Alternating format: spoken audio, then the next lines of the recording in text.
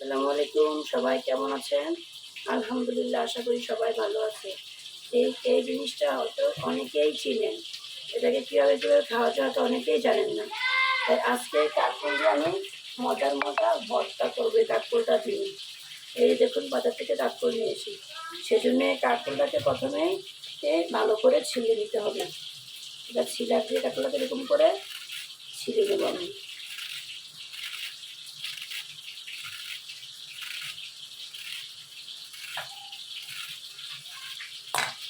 এরকম করে সবগুলো কাঁকরোলকে আমি ছিলে নেব।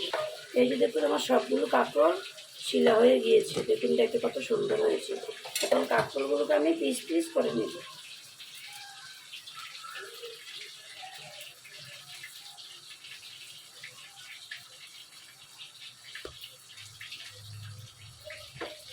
এই যে কাঁকরোলগুলো এরকম করে করে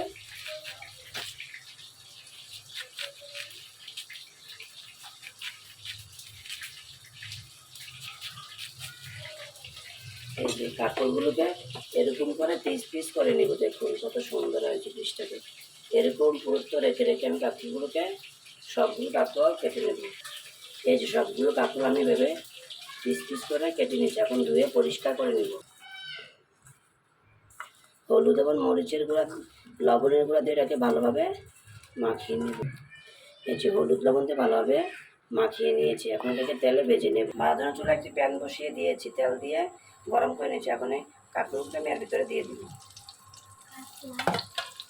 দিয়ে ভাজ ভাজ করে বিছিয়ে দেব।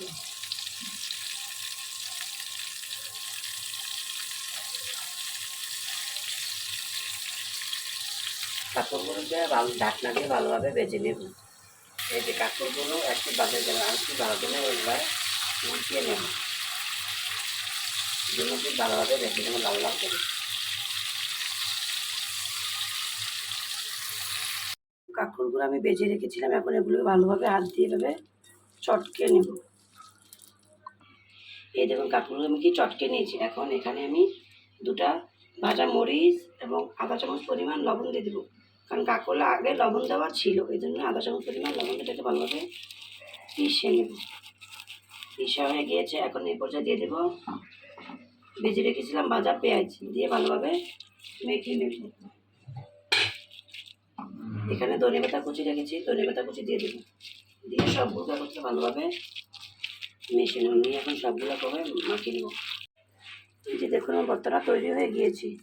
কত সুন্দর হয়েছে দেখুন। কাঁকরোলের ভর্তাটা আমি কাছ থেকে দেখিয়ে দিচ্ছি। দেখুন, গরমের দিনে দুপুরে গরম ভাতের সাথে, সাদা ভাতের সাথে ভর্তাটা খেতে অসাধারণ। আপনারা এটা অবশ্যই বাসায় বানাবেন।